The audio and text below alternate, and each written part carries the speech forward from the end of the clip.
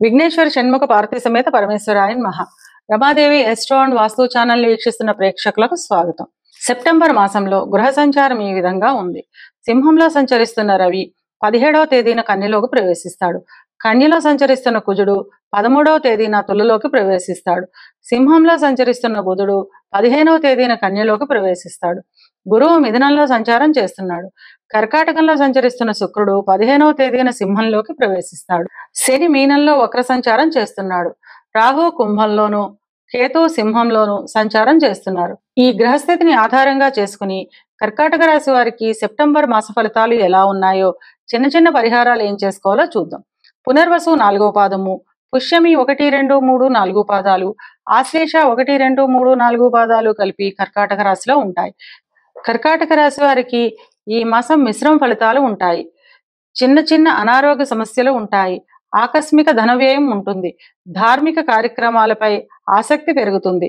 స్థిరాస్తి కొనుగోలు, అమ్మకాలు వంటి విషయాలను ఈ మాసం వాయిదా వేసుకోవడం మంచిది. ఇక విద్యార్థుల విషయానికి వస్తే చదువులో కొత్త అవకాశాలు ఉంటాయి. ఏ రంగంలోని విద్యార్థులైనా విజయాలను అందిపుచ్చుకుంటారు. విదేశాలకు వెళ్లే విద్యార్థులకు అన్ని పనులు సకాలంలో పూర్తి అవుతాయి. ఉద్యోగ ప్రయత్నం చేసేవారికి 2వ వారం తర్వాత ఉద్యోగం లభించే అవకాశం ఉంటుంది. ఉద్యోగం చేస్తున్న వారికి కార్యాలయాల్లో మీ మాటకు విలువ, గౌరవం లభిస్తుంది. పై అధికారుల నుంచి ప్రశంసలను పొందుతారు. 2వ వారం తర్వాత కోరుకున్న ప్రదేశాలకు బదిలీలు ఉంటాయి. వ్యాపారస్తుల విషయానికి వస్తే ఆర్థికంగా చాలా యోగదాయకంగా ఉంటుంది. వ్యాపారాభివృద్ధి ఉంటుంది. భాగస్వామ్య వ్యాపారంలో భాగస్థుల మధ్యన స్నేహపూరిత వాతావరణం ఉంటుంది. తద్వారా వ్యాపార అభివృద్ధి ఉంటుంది. వివాహ ప్రయత్నం చేసేవారికి ఈ మాసం వాయిదా పడే అవకాశం ఉంటుంది. వివాహమైన వారికి జీవిత భాగస్వామితో గతంలో ఉన్న విభేదాలు ఈ మాసం తగ్గుముఖం పడతాయి. కుటుంబంలో ధార్మిక కార్యక్రమాల నిమిత్తం అధిక ధన వ్యయం ఉంటుంది.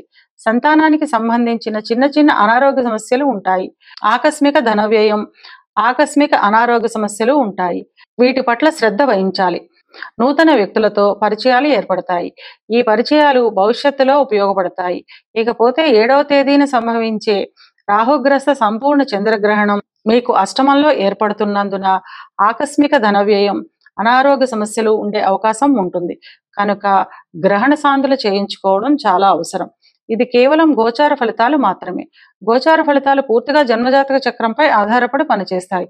కనుక తమ జన్మజాతక చక్రాన్ని విశ్లేషణ చేయించుకోవాలి అనుకునేవారు కింది నెంబర్కి వాట్సాప్ చేసి కన్సల్టేషన్ తీసుకోండి. కర్కాటక రాశి వారి అనుకూలతను పెంచుకోవడానికి, ప్రతికూలతను తగ్గించుకోవడానికి శివునికి రుద్రాభిషేకం చేయించుకోవడం ద్వారా అంతా మంచే జరుగుతుంది.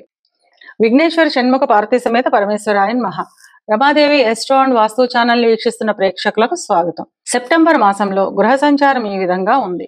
సింహంలో సంచరిస్తున్న రవి 17వ తేదీన కన్యలోకి ప్రవేశిస్తాడు. కన్యలో సంచరిస్తున్న కుజుడు 13వ తేదీన తులలోకి ప్రవేశిస్తాడు. సింహంలో సంచరిస్తున్న బుధుడు 15వ తేదీన కన్యలోకి ప్రవేశిస్తాడు. గురువు మిథునంలో సంచారం చేస్తున్నాడు. కర్కాటకంలో సంచరిస్తున్న శుక్రుడు 15వ తేదీన సింహంలోకి ప్రవేశిస్తాడు. శని మీనంలో వక్ర సంచారం చేస్తున్నాడు. రాహు కుంభంలోను, కేతు సింహంలోను సంచారం చేస్తున్నారు. ఈ గ్రహస్థితిని ఆధారంగా చేసుకుని సింహరాశి వారికి సెప్టెంబర్ మాస ఫలితాలు ఎలా ఉన్నాయో, చిన్న చిన్న పరిహారాలు ఏం చేసుకోవాలో చూద్దాం. మఖ 1, 2, 3, 4 పాదాలు, పుబ్బ 1, 2, 3, 4 పాదాలు, ఉత్తర మొదటి పాదము కలిపి సింహరాశిలో ఉంటాయి. సింహరాశికి అధిపతి రవి. సింహరాశి వారికి ఈ మాసం మిశ్రమ ఫలితాలు ఉంటాయి. చిన్న చిన్న అనారోగ్య సమస్యలు ఉంటాయి. మాట పట్టింపులు, వివాదాలు ఉంటాయి.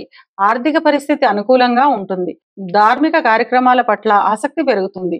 ఇక విద్యార్థుల విషయానికి వస్తే విద్యార్థులు చాలా శ్రమిస్తేనే గాని మంచి ఫలితాలను సాధించలేరు. విదేశాలకు వెళ్లే విద్యార్థులకు 2వ వారం తర్వాత అనుకూలంగా ఉంటుంది. ఉద్యోగ ప్రయత్నాలు చేసేవారికి కోరుకున్న ఉద్యోగం లభిస్తుంది. ఉద్యోగం చేస్తున్న వారికి పదోన్నతులు ఉంటాయి. ఎప్పటి నుంచో ఎదురు చూస్తున్న స్థాయికి చేరుకోగలుగుతారు. అయినప్పటికీ సహోద్యోగులతో చిన్న చిన్న విభేదాలు, మాట పట్టింపులు ఉండే అవకాశం ఉంటుంది. కనుక సహోద్యోగులతో జాగ్రత్తగా ఉండడం మంచిది. ఇక వ్యాపారస్తుల విషయానికి వస్తే వ్యాపారస్తులకు వ్యాపారం కొంత మందకొడిగా ఉంటుంది. భాగస్వామి వ్యాపారంలో భాగస్తులతో విభేదాలు ఉంటాయి. నమ్మక ద్రోహం జరిగే అవకాశం కూడా ఉంటుంది. రోజు వ్యాపార స్థలంలో విష్ణు సహస్రనామాన్ని వినడం లేదా చదవడం ద్వారా ఈ ఇబ్బందులను తగ్గించుకోవచ్చును. వివాహ ప్రయత్నం చేసేవారికి రెండవ వారం తర్వాత వివాహం కుదిరే అవకాశం ఉంటుంది.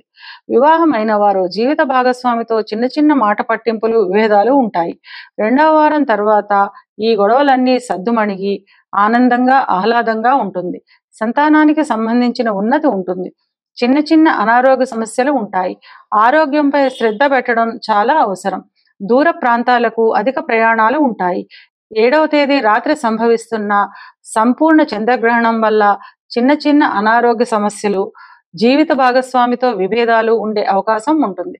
కనుక సింహరాశి వారు గ్రహణశాంతులు చేయించుకోవడం చాలా అవసరం. ఇవి కేవలం గోచార ఫలితాలు మాత్రమే. గోచార ఫలితాలు పూర్తిగా జన్మజాతక చక్రంపై ఆధారపడి పనిచేస్తాయి. కనుక తమ జన్మజాతక చక్రాన్ని విశ్లేషణ చేయించుకోవాలి అనుకునేవారు కింది నెంబర్కు వాట్సాప్ చేసి కన్సల్టేషన్ తీసుకోండి. సింహరాశి వారు అనుకూలతను పెంచుకోవడానికి, ప్రతికూలతను తగ్గించుకోవడానికి దుర్గాదేవికి కుంకుమ పూజ చేయించడం ద్వారా అంతా మంచే జరుగుతుంది. విఘ్నేశ్వర షణ్ముఖ పార్వతీ సమేత పరమేశ్వరాయన్ మహా. రమాదేవి ఎస్ట్రో అండ్ వాస్తు ఛానల్ వీక్షిస్తున్న ప్రేక్షకులకు స్వాగతం. సెప్టెంబర్ మాసంలో గృహ సంచారం ఈ విధంగా ఉంది. సింహంలో సంచరిస్తున్న రవి 17వ తేదీన కన్యలోకి ప్రవేశిస్తాడు. కన్యలో సంచరిస్తున్న కుజుడు 13వ తేదీన తులలోకి ప్రవేశిస్తాడు. సింహంలో సంచరిస్తున్న బుధుడు 15వ తేదీన కన్యలోకి ప్రవేశిస్తాడు. గురువు మిథునంలో సంచారం చేస్తున్నాడు. కర్కాటకంలో సంచరిస్తున్న శుక్రుడు 15వ తేదీన సింహంలోకి ప్రవేశిస్తాడు. శని మీనంలో వక్ర సంచారం చేస్తున్నాడు. రాహు కుంభంలోను, కేతు సింహంలోను సంచారం చేస్తున్నారు. ఈ గ్రహస్థితిని ఆధారంగా చేసుకుని కన్యా రాశి వారికి సెప్టెంబర్ మాస ఫలితాలు ఎలా ఉన్నాయో, చిన్న చిన్న పరిహారాలు ఏం చేసుకోవాలో చూద్దాం. ఉత్తర 2, 3, 4 పాదాలు, హస్త 1, 2, 3, 4 పాదాలు, చిత్త 1, 2 పాదాలు కలిపి కన్యరాశిలో ఉంటాయి. కన్యరాశికి అధిపతి బుధుడు. కన్యరాశి వారికి ఈ మాసం చాలా యోగదాయకంగా ఉంటుంది. ధన ఆదాయం అధికంగా ఉంటుంది. కొత్త కొత్త ఆలోచనలతో అభివృద్ధికి సంబంధించిన పథకాలను రూపొందించుకుంటారు. ధార్మిక కార్యక్రమాల నిమిత్తం అధిక ప్రయాణాలను చేస్తారు. చిన్న చిన్న అనారోగ్య సమస్యలు ఉండే అవకాశం ఉంటుంది. ఇక విద్యార్థుల విషయానికి వస్తే విద్యార్థులు అధికమైన కృషి చేసి మంచి ఫలితాలను సాధిస్తారు. మంచి గుర్తింపును పొందుతారు. విదేశాలకు వెళ్లే విద్యార్థులకు ఈ మాసం చాలా అనుకూలంగా ఉంటుంది. ఉద్యోగ ప్రయత్నం చేసేవారికి కోరుకున్న దానికన్నా మంచి ఉద్యోగం లభిస్తుంది. ఉద్యోగం చేస్తున్న వారికి కార్యాలయాలలో గుర్తింపు లభిస్తుంది. ప్రమోషన్లు, ఇంక్రిమెంట్లు వంటివి వచ్చే అవకాశం ఉంటుంది. వ్యాపారస్తులకు లాభాలు అధికంగా ఉంటాయి. కొత్త కొత్త పథకాలతో వ్యాపారాన్ని అభివృద్ధి పదంలో నడిపిస్తారు. వ్యాపారాభివృద్ధి నిమిత్తం ఏ ఆలోచన చేసినా మంచి ఫలితాలను ఇస్తుంది.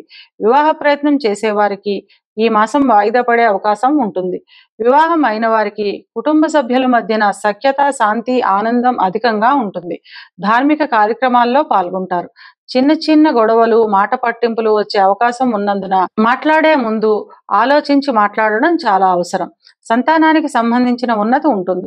చిన్న చిన్న అనారోగ్య సమస్యలు ఉంటాయి. ఆర్థికంగా చాలా లాభదాయకంగా ఉంటుంది. ఇక 7వ తేదీన సంభవిస్తున్న రాహుగ్రస్త చంద్రగ్రహణం కూడా ఈ కన్యారాశి వారికి రాజయోగాన్నే తెచ్చిపెడుతుంది.